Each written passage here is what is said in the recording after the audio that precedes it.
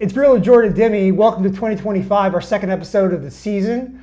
I'm here with K.Flay. Hello. And K.Flay is working on a deal to get rid of a table. And yep, and how's a mini that going? fridge. Listen, we'll see. It's supposed to happen at 2 p.m. I am currently, I'm about to, in like 2 weeks, I'm building a studio at my house in the back. So I am making room. I'm making room, and I'm giving a bunch of stuff away. Nice. I'm kind of in the same process, so yeah, I feel it. And let's not forget, oh my goodness, Demi Ramos in the UK. Yo. Demi, how are you? Hello. Hello. I'm pretty good. How are you? How was my LA based, how are my LA people right now after the fires? What's going LA on? people, it's a weird time right now. We're recording this in the middle of the wildfires. So shout out to everyone who's fighting that and going through that. Really a hard time for people here in Los Angeles, and we should feel grateful that we're just doing interviews about music. So yeah. So you're kind of in a. I always think it's interesting that artists have these peaks and valleys in terms of recording, not recording, touring, Yeah. And right now you just released, or a month or two ago, the sort of what I re-envisioned versions or stripped down versions of songs from your album Mono. What do you call? Is that acoustic? Like what are you calling that? I'm calling them softer versions. Softer versions. Okay. Yeah. I think it kind of reminds me of when Gail did like 6 versions of ABCDFU. You know? Right. Yeah. You gotta have, and I love my favorite, and I love Punisher, and the new version of Punisher is so good. Love it. So you're in the middle. So you're gearing up for tour, correct? Yeah, I'm getting ready. So in about a month, we start rehearsals for tour, and as I've gone through my career, I've kind of with every tour progressively gotten better at like front loading the preparation and the work. So the couple months, 3 months leading up to a tour, a big tour, there's a lot of kind of like pre-production and stuff that I'm working on just to make sure like day one we're firing on all cylinders. So I'm in that mode right now. Okay. I just realized, everybody, that my foam roller is in the corner of the frame. So I'm gonna. Where is it? If you don't mind, that's right behind you. No, I don't mind it at all. It's right behind you. If you can just grab it, and I'll remove it from the frame. I was, getting my back all stuck out. Bye to the foam roller. Bye to the foam roller. Yeah. So, Demi, you haven't seen. Do you care if people call you Christine? Christine's great. Yeah. Christine does a really cool live show where it's like a mixture of. Do you still do the same? I saw you like 2 years ago. Okay. And it was like you had a live drummer, live guitarist, and some like tracks for your more electronic sounding songs. Yep. So anything different? Is that kind of your normal setup? That's the setup that I've done much of my live performance with, that trio. I like the energy of 3 people. I think there's a symmetry, there's a power, just kind of visually with that. For this upcoming run, we kind of did this whole album cycle ass backwards a little bit, which is fine by me, in that we are kind of doing like the big proper Mono tour at the very end. And we've done a lot of other incarnations of the show in advance of that. So this is, from a production standpoint, still just 3 of us on stage, but we have like a pretty elaborate stage production for this. Lasers? Are there lasers? There are no lasers. Oh. I'm so sad to say. Actually, I think that's good though. I think that in a club, like in a theater, a laser could injure someone. Sure, yeah. I was thinking like more behind you, like kind of like shooting up to the ceiling. And not pointing not directly. pointing at people. Yeah. But it's a stage setup we've never done before. I've spent a lot of time working on it. It's going to be really sick. Nice. Are you an artist that enjoys touring, or, are you someone that prefers studio time? I enjoy touring. I think I think when I first started, I found touring to be really novel, and that was what was exciting about it, just traveling and seeing places for the first time. Growing up, I didn't travel much as like a youth. So As a youth? as a youth, so there were so many parts of this country and the world that I hadn't seen, and of course still haven't. But and as I got older and kind of figured out how to sustain my body and mind and like create a life on the road that was very compatible with my life at home, I started enjoying touring in this almost like deeper capacity, you know, instead of just being excited to be in a new place. I was feeling kind of like enriched by the purpose of my work, by the relationships that, you know, I have with my crew and also people in different cities that I now know.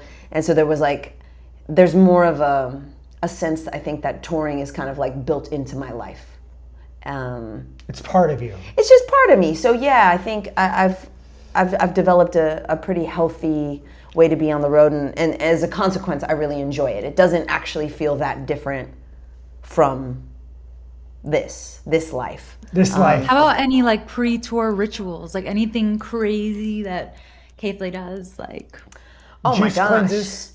I mean, pre-tour, I do a lot of stretching. I mean, in terms of like the actual tour itself, I do a lot of mobility and stretching, right? Like you are, especially for me and my shows, it's a very active, physically active thing. I'm kind of, you know, my body is You get on things. Yes, I get on You things. step up on things. Correct. I stepped on things. I'm on the ground. You know. So if my body is the vessel of my expression, right? Like it needs to be mobile, feeling good, in shape. Like actually, right now, this is not really like rock star shit, but I'm in physical therapy I have Achilles tendonitis, so I'm like dealing with that. let's So- go. Yeah. I mean, it's. You sound like somebody getting ready for like a Mission Impossible movie. Like Yeah. you're doing like, you know, calisthenics and stretching and like martial arts training, I think would be helpful. Right. You know? I haven't incorporated jujitsu. Yeah. Yeah, but yeah, just a lot of like body stuff, I think. And then, you know, when at the actual shows themselves, I have like a 90-minute, 2-hour kind of prep before the show. And you know, part of this is informed. I quit drinking 5 years ago. So like, I think when you're just sober and you're out in these kind of uncomfortable environments, you really need some of those routines to like get the mind and body ready to like give the energy that the people deserve and need. Now, you are a boot aficionado. You're like a boot. And I have been researching, I've been looking up like the Solavere versus Doc Martens thing. Oh, I don't do a lot of research. Yeah. But So I don't know if I'm going to be able, but keep going. no, I was just going to say that I tried on some Doc Martens and didn't love them. And so I was looking at Solavere, and I don't mind paying $200 for a pair of boots if I'm going to wear them for a long time, and if they look really cool. Yes. So are you a boot snob? Like, do you have a boot deal? Are those K.Flay signature I boots? do. I would like to think that I'm a nothing snob. I like to maintain a pretty medium approach to things. These are Doc Martens. Okay. They do give me boots. They supply the company. Yeah, that sends counts. me boots. Yeah. I don't have my own boot. Right, but that's close enough. Like, who has their own boot? Like, who would even have their own boot? I don't know. Yeah, exactly. I don't Exactly. know. Yeah.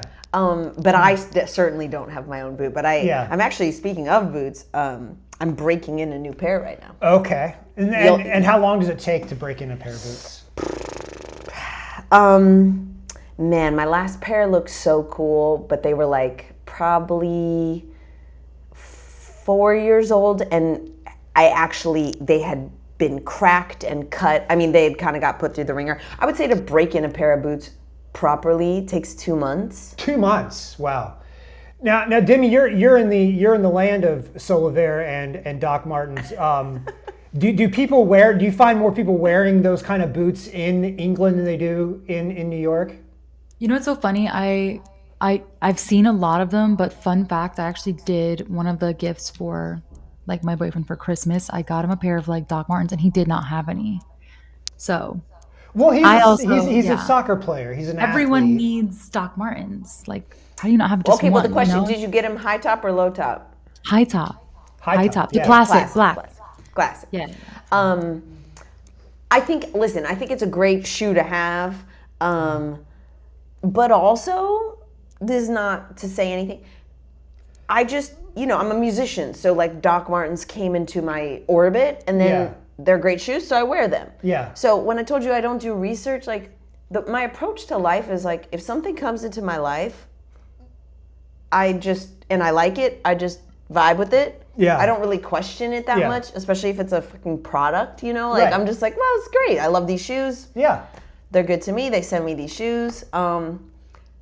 So I don't really know about this other brand or whatever. Well, it's like a whole thing where actually like Doc Martens broke off a sole of one of like, those. like Okay. that kind of thing. And yeah. So anyway, all right. Well, in Oh, the comments, crap. let us know. This just kind of made me realize, like, I don't know why that, like, it almost felt like we were about to go on like an inspirational, like, kind of like speech right there. But like, why did that just remind me of like 2025 and like resolutions and stuff like that? Do you have any 2025 like New I think Year resolutions are kinda resolutions? silly. Do you do them? I don't do resolutions, but I do something that my friends and I call vision questing, where I basically just write down. Do you cut pictures out of magazines and? No. It's not visual at all. Okay.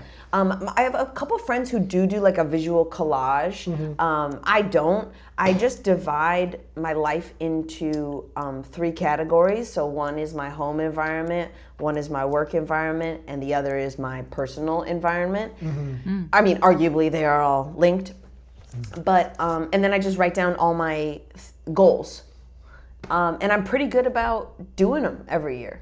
And it's just nice to take stock of like, hey, this is a goal, like, whatever. I mentioned like the studio. I'm building the studio at my spot. Yeah. I'm getting that kind of organized. That's like a work goal for the year. I have goals about the tour. I have some goals about like some audio engineering things that I'm kind of working on and developing, stuff like that. So nothing like, I think it's very practical. I think my resolutions are very practical, so I wouldn't even call them resolutions. It's more just like a big You're not ass, like training for a marathon or something like that, or I'm not training for. I'm trying to heal my Achilles tendon. yeah, I can't run more than 4 miles right now. Okay, yeah, I forgot. I mean, about God, Go. Yeah. big shout out to Daphne, my PT. Yeah, Big Shout out Daphne. therapists. You gotta love therapists. Yes. Yeah. So I don't really have resolutions, but I will say, because I know you said it sounded like I was about to say something inspirational about the Doc Martens. I was considering launching into like a mini soliloquy about not looking back. Yeah. Oof. I was just gonna say, what about lesson from 2024? Is that the one? Well, I just think in general, like, we're living in the era of massive inundation of information, and so it can be very tempting to like us talking about this research of the best. I think people can get very fixated on like, did I make the right decision? Because there's so much information out there to second guess. Like I sometimes miss the days when you would just like go into a store to buy a TV and you just kind of looked at the TVs and looked at the little things and you bought one instead of spending 3 hours on bestbuy.com scrolling through all the TV, I do know. Yeah. And I think like my way of coping with that has been a little bit to revert to like the old school, like find a thing that works for you and learn to love it. And don't really look back too much. Now, of course, I'm not saying if you have like a bad relationship, you should just acquiesce to that. Yeah. I mean just more in terms of like these smaller decisions we make in life that are like essentially inconsequential. To me, the mental space it frees up. Don't dwell on something that isn't gonna. Yeah. So it's like that might not have been your first choice hat. I don't know what hat that was. No nothing about the hat. But like, Now it's in your possession, and now you rock it. I got this hat off the street. Great. Off of like in Brooklyn, like the guys just outside the bodegas like selling caps. I got it for like $5 or something, and I love that. See, you didn't have to do any research. And it's good for like when I go turkey hunting or something. I don't go turkey hunting, but I feel like it'd be helpful for that. Yeah. So you. What are your guys' resolutions? What are your goals for 2025? We are trying to get this show on the road. We always struggle with the big thing. This is pulling back the curtain a little bit, but we always struggle with, because I have alternate. I do like music videos and album art, stuff like that, and Demi is a model, and she has her own solo music she's recording, stuff like that. So this show is kind of like one part of us. So we're trying to find this like balance of really pushing ahead with the show, but also keeping our other stuff going as well. So life balance stuff, work-life balance stuff, I guess. Yeah. Demi, same for you? I think being more decisive and just intentional. Yeah. And not as sensitive. Not as sensitive. I will give Demi credit. You get me? Yeah. I will.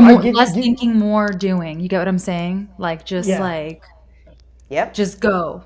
You know? And we struggle with this about what to post, and then you don't post something, and sure. What's your do you care? I mean, like, do you personally run your social media, or do you have a social media person? Oh yeah, I run it. I think I have a pretty good relationship with social media. I mean, you will be shocked to know this.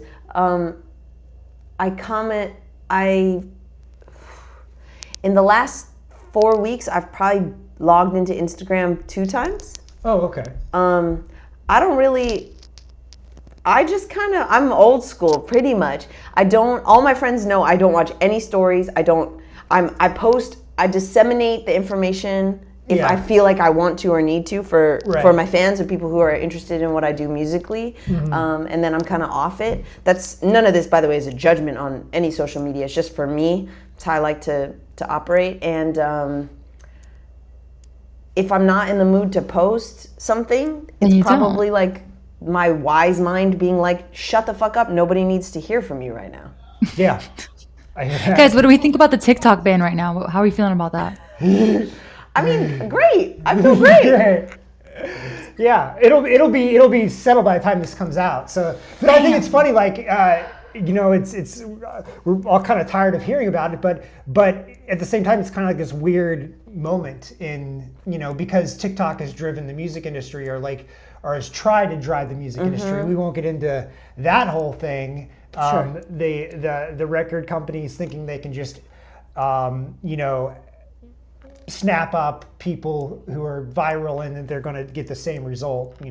I won't get into that whole thing, but it is what it is. It is what it is. If you look it over, what's happened in music though since 2020, a lot of artists are going to have to find a new way to promote their music. They're going to have to make good music. I'm not trying to be, which might actually change the way music is sounding, which is very interesting. Don't you feel like a lot of it's just going to migrate to Reels, though? Yeah, it is. It is. But or a new app. I'm curious to know, if people are going to say, when I get press releases for bands and stuff, they'll be like, this song popped up on TikTok, blah, blah, blah. And there's so many songs specifically that TikTok, and will the same result happen at YouTube Shorts and Reels? So we'll see. I wanted to... One thing that I find interesting about your career in the last few years, since your hearing thing, or lack thereof, and I say that because someone who has what I would call like a partial disability is kind of what I have. I have cerebral palsy in my left hand, so you get this kind of weird thing where people don't know exactly how to treat it and what you can do, what you can't do. But you have made a point out of embracing your new identity and talking about it on your album. You named your album Mono. You named your softer version EP remix, whatever you want to call it. I'm Making Friends with Silence, or I've Made Friends. Give me that. I'm Making Friends. I'm Making Friends. You haven't got there yet. Yes. So why did you decide to embrace it and be public about it and talk about it in your music rather than just kind of be like, put it in the background, like, don't worry about it? Oh, I mean, I think the lesson of my life, and in particular my musical creative life, has been honesty will liberate. And I think, it's omitting, at least for me, omitting or repressing things, again, takes a lot of energy. And it kind of occupies my mind in a way that is detrimental to the other aspects of my life. And so, to be honest, it wasn't even a consideration. It was like, well, this, very monumental thing has happened to me. It's totally affecting the way that I'm interacting with the world, and the world is affecting me. And so it would be only natural that I would talk about this and think about this on my record and tell the people who listen to my music about it. But I just think it's a very frictionless way to live when you can kind of be open, and that's sort of like the governing ethos of my life to many extents, So I think, it wasn't a consideration. I just did it. Right. Yeah. Okay. Good enough. Yeah. The last time I saw you was right after when you were right before Mono came out. I think it was the last time I saw you, and we were talking early before we were doing the video, and you said that one effect is that you can hear sounds, but you have trouble like locating where they're from. Like you could hear music, but you don't know exactly what room, or if it's that. Is that still the case? Have you sort of adjusted to that, or? I have not. You just never get that back. So you need two ears to echolocate, and if you only got one, it's kind of like depth perception. Correct. But the ear version of depth perception. So I still don't know where. Listen, all the time. Actually, this morning I was listening to The Daily. Shout out to The Daily. And they're talking about this Pete Hegseth confirmation, whatever. Pick anybody else. Pick anybody else. I mean, there's so many others that could be picked, but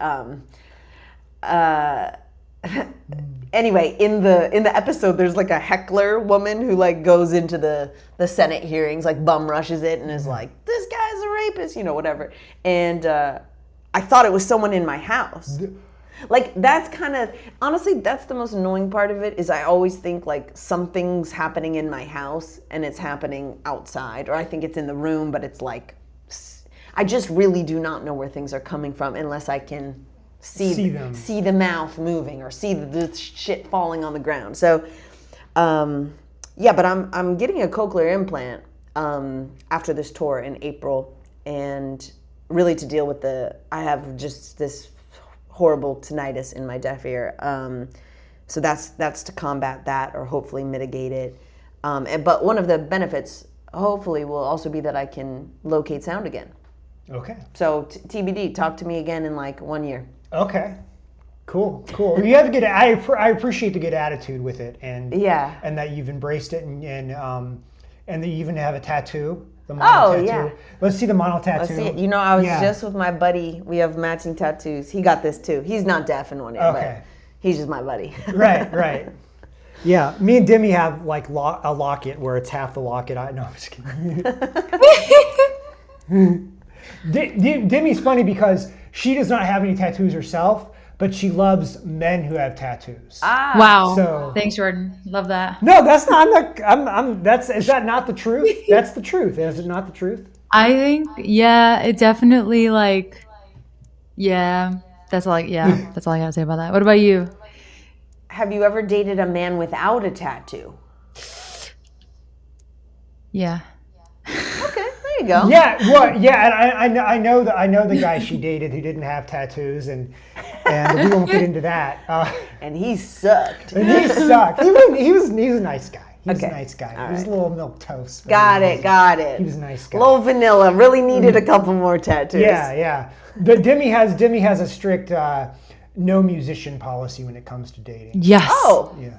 100%. How about you? What's you- your like type? Like what's going on? Do you have What are we do you have feeling? that? as well, my I have a girlfriend now we've been dating coming up on 3 years. She is a musician. But like a harpist? I think it would be different if you weren't in the same. She's not a harpist. That'd be kind of cool though, right? The only harpist I can think of isn't Joanna Newsom a harpist? She is, yeah. Do you know Kelly Moran?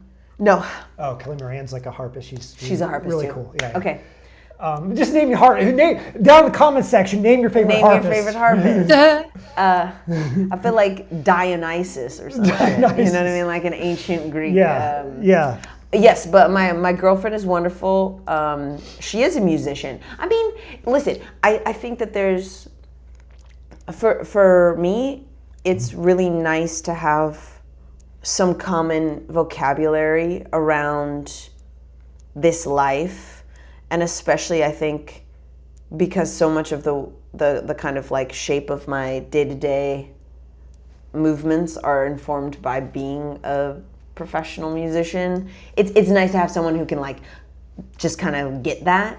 But then of course, I think there's times for both of us where it could be nice to like know less about each other's professional life, that's what I think is interesting is the people who are in bands together and or we had just interviewed Kelsey Carter. I don't know if you know her, but her boyfriend's in the Struts. Okay. Is the Struts is that right? Yes. Demi?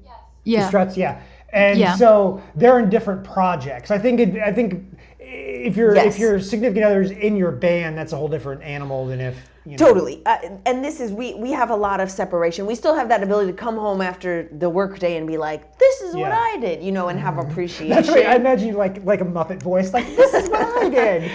But I mean, a lot of musicians are very sensitive, mercurial folk. And I think sometimes if you get two sensitive mercurial individuals in a relationship, that can be you don't stressful. like this bass line? Fine. Right. But I think, for me and for Sarah, my girlfriend, I don't think we're either like super musician-y musicians, if that makes sense. Yeah, sure.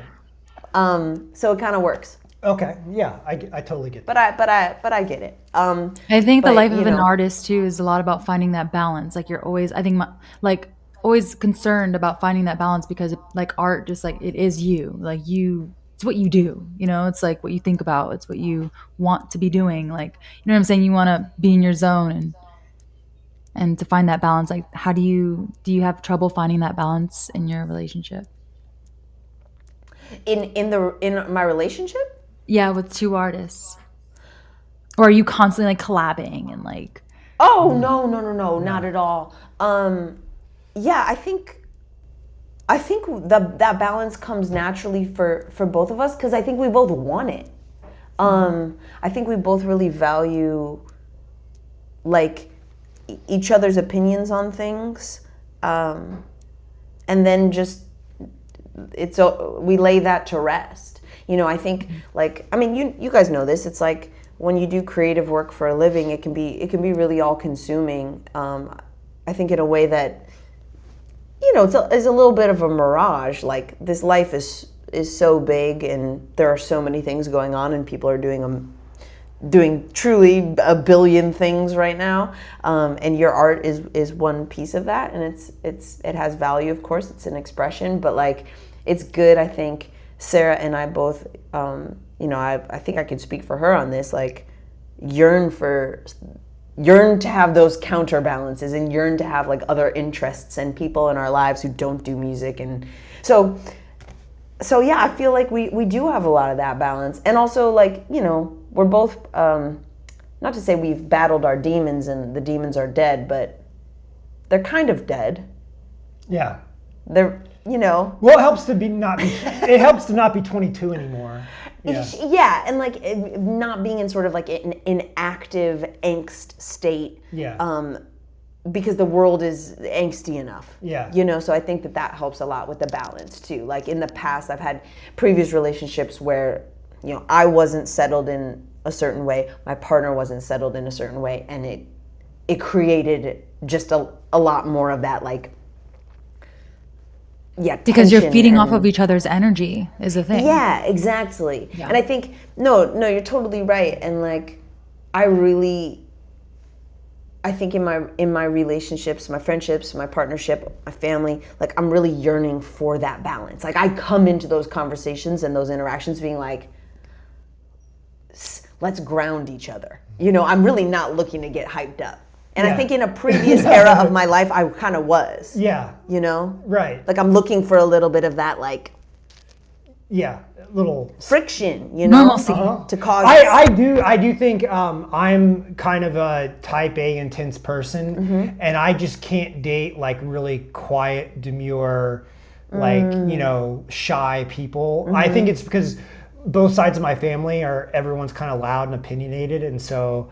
I prefer people who are sort of loud and opinionated. Yeah. When, you know, it feels uncomfortable when someone's too nice. I don't know. That sounds really terrible, but yeah. I want to ask, you're from the Chicago area. Yes. Suburbs or Suburbs. Northern suburbs. Do you get defensive about Chicago pizza? Or do you care? You know, I'm lactose intolerant. Ah, the irony. So I don't eat. Is that on your Wikipedia page? I have no.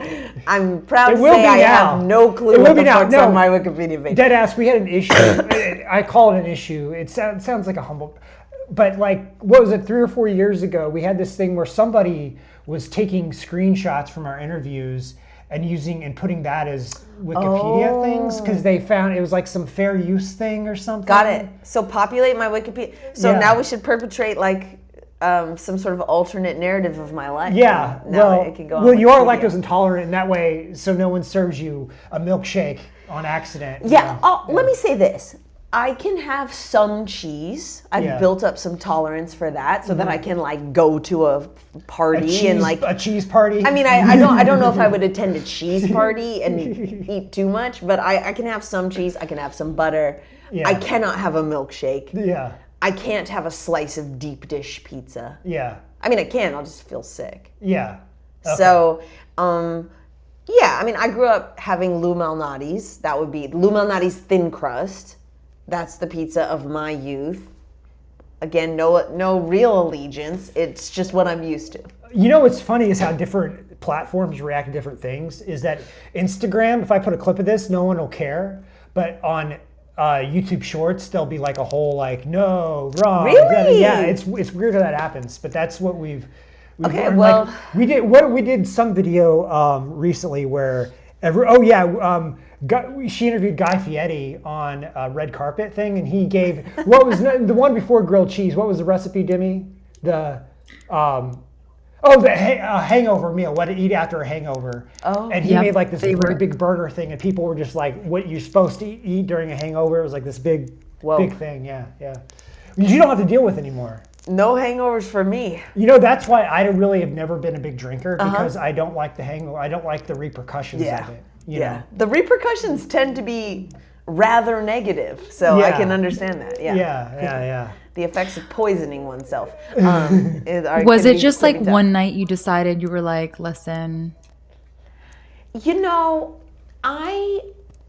my dad, and I've spoken at length about this, but like my biological father died of substance abuse when I was a kid, so I didn't drink, I didn't do anything until my like kind of early mid-20s. I spent all of my college life like sober, straight. I didn't even know what being straight edge was, but I essentially was straight edge. And then I started touring, doing music, and so I started drinking because that's what everyone did. You go to the green room and there's a case of beer in there. There's a bag of chips and 6 beers. Yeah. And so I think Demi, like in the back of my mind, always was like, I'm gonna not do this again, because in many ways it just sort of spiritually was not that chill of a thing for me to do. Like every time I would take a sip of beer, I'm like, I am kind of like betraying my father. You know, like there's just like a little bit of like some type of shit like that, which was just sort of heavy. And yeah. It's like So your body rejects it. Yeah.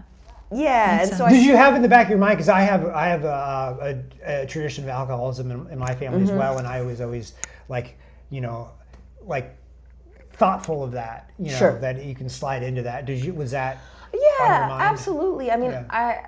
I think that was in the back of my mind, and also, just sort of listen, there was a period of time when drinking alcohol, I think, was really important for me, especially because I had a lot of preconceptions about the morality of alcohol because of my family background. Sort of like drinking and drugs are bad, period. Which, as I've grown up. Well, we're from the just say no generation. Totally.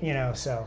And I think, disabusing myself of a harsh black and white when it comes to anything is the goal of life. Do you remember all the anti-drug stuff in the 90s, early 2000s? They would show like a pile of drugs, and there'd always be like a couple pills, a little Graphic. bump of cocaine, like a joint, like an already rolled joint. And the drugs were drugs, and they were like always lumped in like a group, like it was Thanksgiving dinner, but drugs. Right. No. Yeah, It's so true. So like drinking served me for a little bit, and then at a certain point I was like, I think I've had every experience that this can offer me. And Did you ever wake up in jail? I never woke up in jail. Then you didn't have every experience. No, I didn't. You're right. I didn't have every experience. I had some experiences, and those were enough for me. And so basically, to answer your question, I got wind that there was a global pandemic happening, and I was like, okay, seems like a good time to now just quit. That's funny you say it, because that's when people started to really drink. Yeah. So you live here in LA now. Yes. It's a weird environment now than it used to be, because people have moved out and things like that. Do you still feel obligated to be here for your career, or you just kind of have found your home here? I love living in LA. You do? Yeah. I sincerely love being here. I mean, from a work perspective, it's great because I also do a lot of songwriting with other artists for their projects. So this is an epicenter for that. And a lot of my production and writing collaborators live here. But I think more than anything, just the spirit of the city, people who are freaks like move here with, people with like dreams, and they're weird and they're misfits and stuff. And I like that energy of the city. And so I have a really great community, and a lot of, I have friends from childhood who've moved out here, like many different eras of my life.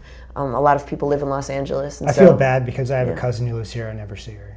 So well, I should go see Jesse. Hey, what's up? Yeah, I mean, literally, let's go. Yeah, that's good. Let's plan that. Let's plan that coffee date. Yeah, let's go see it.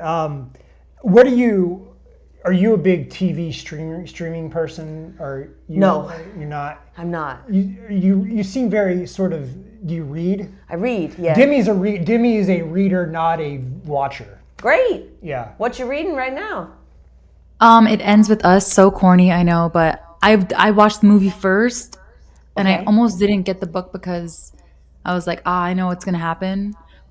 But it's a good read. It's just good. Yeah, it's entertaining. Like I actually can't put it down. So, are you reading anything right now? A page turner. I just finished. I'm kind of going back this year, and I'm reading a lot of, I think, some what I would call like modern classics that I missed of the last 20, like 30 the Da Vinci Years. Code. That's fire. That's fire. So I just finished the Poisonwood Bible. It's Barbara Kingsolver. By Barbara Kingsolver. Have you read it? I read. There's another one she wrote around the same time. I remember I forgot the name of it.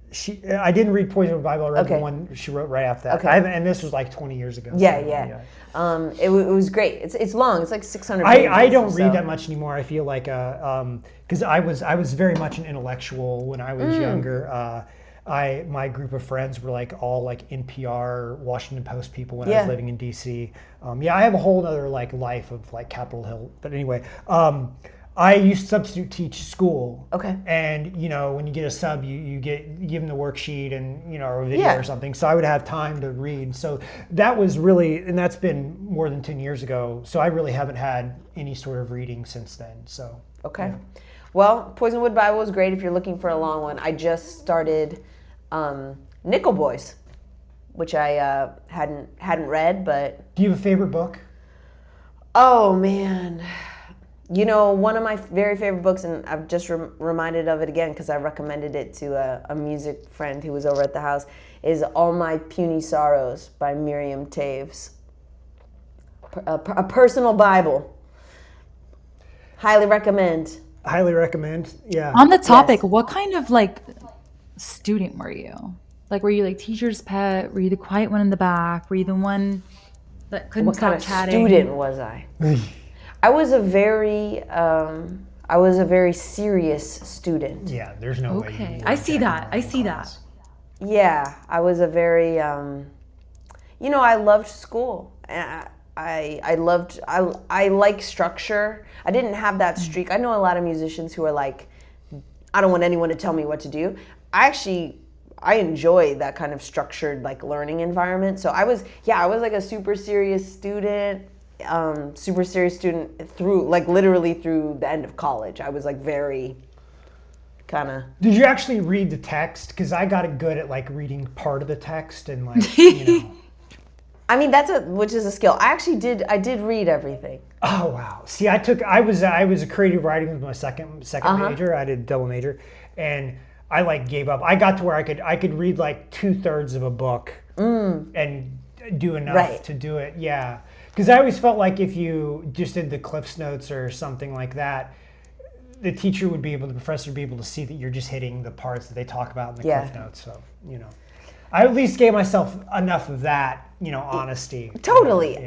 I think very I'm very much a rule follower, though. Yeah, but very sincerely, like I just really enjoyed reading the whole thing, and Yeah. you know. Oh, if it was a good book, for sure. And I went to the Yeah. University of Miami, which is cool because there was a lot of Caribbean influence there. So I took like Caribbean literature. Cool. And all the books were novels, but they were set on a different Caribbean island, and of course you got like the cultural aspect of That's kind of fire, Jordan. Jordan. So anyway, yeah.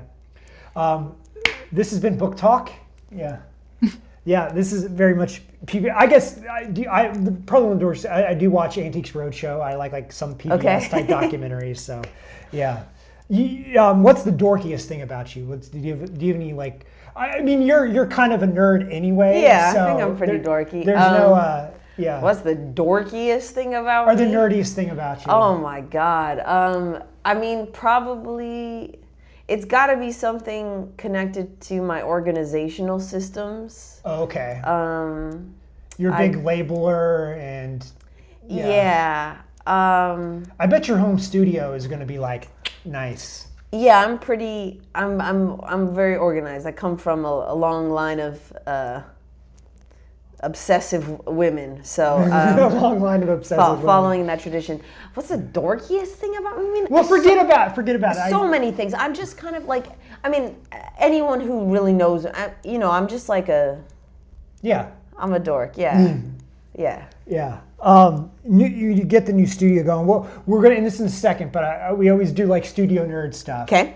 But are you an Apollo twin kind of like snob when it comes to that type of stuff, or do you have like cheap thing here, expensive thing here? Like, what's your setup? I mean, I think a highbrow, lowbrow approach to a studio is a good one. Mm-hmm. I have an Apollo. I have an 8-channel Apollo. Not to brag. But so that's Well, you it. should. Once you get nominated for a Grammy, I feel like you should get, have good stuff. I should be allowed Yeah. to. So yeah, that's my interface. But I have a collection of, in terms of, for me, the studio, I don't mix there. It's really a place to be creative, and largely what I'm capturing is guitar and vocal. Like that's most of the stuff I Sure. record, or bass. Well, setting up a drum kit's a whole other ball of wax to get that going. Yeah. But I have a kit, also Yeah. just to get ideas and like. You can drum. I've seen you drum before. Yeah. Yeah. I think it's. You can slap the skins. I can poorly.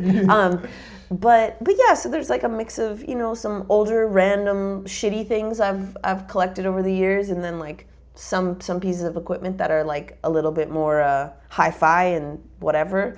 But to me, my my guiding mantra always with any studio environment is that there's no right way to do it. There's no correct piece of gear. The only thing that is like quote unquote correct is what makes you feel interested in recording and writing music. And so like I just try to anything that makes me feel like, oh, I want to pick that thing up and do something with it, that's good. And if it ain't like that, then it's probably not for me. Sure. That's a good approach. It's a good approach. Yeah. Demi's got a home studio ish kind of set up there. And you've gone from scratch, right? You didn't have anything over there. And have you kind of put it together? What do I have here, you mean? Yeah, have you put your studio together, right? Can I be honest? Like, it's one of those things where it's like I hit up someone like Max Fry or someone who's super, who knows. Like, I'm just not. And you just ask them what you should buy. And I say, "What do you have? Yeah, send me the links." You know what I mean? Smart. Yeah, that's what you gotta like. Send me the links. Because too many things are on the market. A lot of, like, it never ends. People. Too many things are on the market. Like, someone says something is the best, and then someone says something else is the best. I think it's also preference, what you're going for.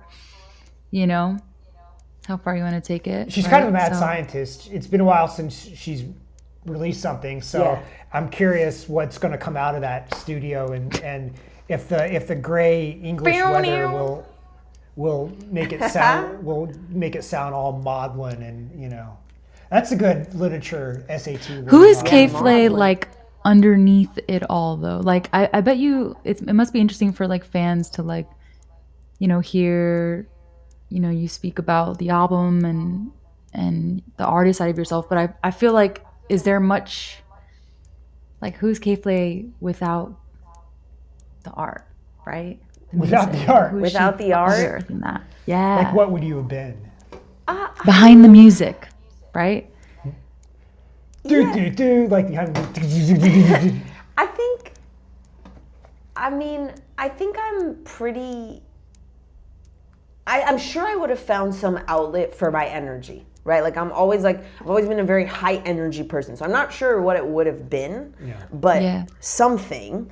I think at the end of the day, I just love to, I've say this to my therapist sometimes, like if the experience of life is a wet rag, I just want to wring it, So I think I don't know. I just love like being in the world and seeing how people live and learning and being really organized and I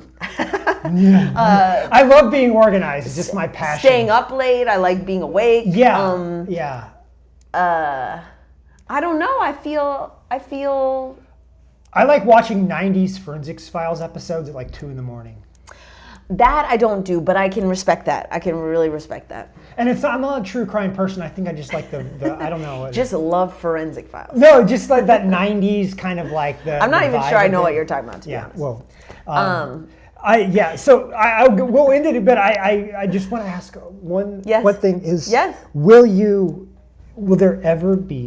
have you ever thought about doing just a straight rap album ever again? Are those days so far behind you that are like a little mixtape type thing or something that like? Nothing is behind me. Oh, okay. I like that because I sometimes I like the old like K.Flay mixtape, like I know what you 2014. mean. Yeah. That's the roots. At the end of the day, wordplay is so delightful. And you kind of do some flow in your, And that's kind of why I like a couple of songs on, Punisher and a couple that have little sort of rappy parts and stuff. So, yeah. Anyway. Okay. Well, that's it. Demi, you got anything else? It's just pretty cool because we've had you a few years ago, so it's cool to have you back. Thanks for coming on. And she's still here. I'm still here. Yeah. I'm not dead yet. Still making music. Yeah. Now I'm just better at making overnight oats since I saw you last. Oh, so okay. That's the big development. That's the big Wait, how do we make overnight oats? Just like buy K.Flay. Give it to us. Yeah. Like the I rundown. can post the recipe in the description. In the It's not breaking the mold, but I do one thing that I've not seen anybody else put in a recipe, which is that I essentially parboil. I par cook the oats themselves. So I don't, you know how like most people just That's make a mixture new. and they pour milk in. I actually pour boiling water, create what my brother calls a slurry, and then I add a little bit of milk. I don't have very much milk in it. It's mainly Noted. water. Oat milk or Little oat milk, just because the lactose. keep thing. it, Yeah. keep it. Oats on oats. I'm a big oat over almond milk. I know. It tastes pretty good. Yeah, tastes pretty good. All right, and this has been brought to you by the oat milk growers of America. Big Oat, sponsored by Big Big Oat. oat, yeah. One of these big oats. They don't. Here's the thing: they don't want you to know. Yeah. All right, guys. That'll be it for us. As always, go to popdust.com for the latest in pop culture and music news. Follow me on Instagram at Jordan Urban Studio. Follow Demi at Demi_Ramos. See all our past episodes at jordandemi.tv. Until next time, we'll see you later.